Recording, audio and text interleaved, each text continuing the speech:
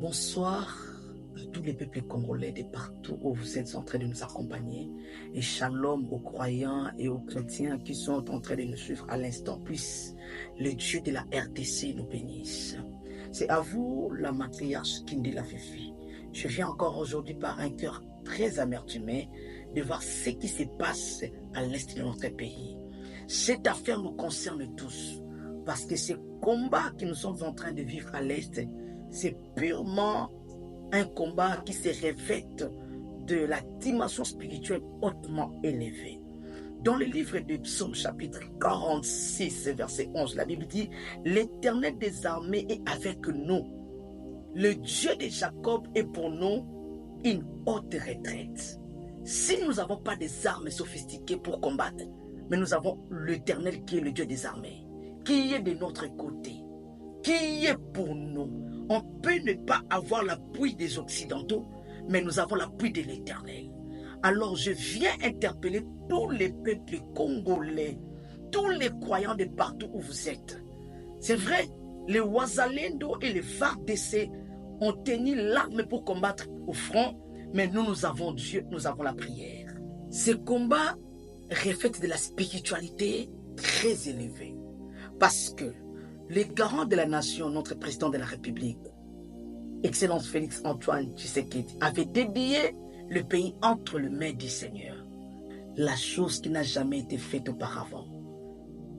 Il avait arraché le pays entre les alliances des ténèbres pour les dédier à son Créateur. Nous sommes combattus à cause de la bénédiction qui regorge notre pays.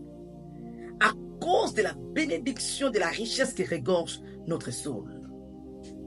En cela, je viens interpeller tous les peuples congolais, particulièrement les croyants ainsi que les chrétiens, parce que ce combat nous concerne tous. Nous les hommes et les femmes de Dieu, nous allons exporter la population à la dimension de soutenir nos forces armées congolaises dans la prière. Seule chose qui peut nous donner la victoire, c'est la prière. Parce que le combat n'est pas seulement physique, et aussi spirituel. Les Wazalendo, les FARDC vont utiliser les armes, mais les hommes de Dieu, l'Église, les femmes de Dieu vont utiliser la prière, arme efficace pour vaincre l'ennemi.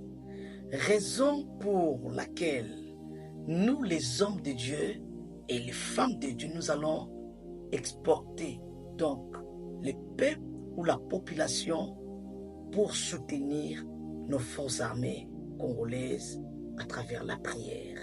Que chaque personne utilise ses originaux. La parole raconte l'histoire de Déborah. Elle avait dit à Barak, je me lèverai et je combattrai. La victoire reviendra à mon peuple.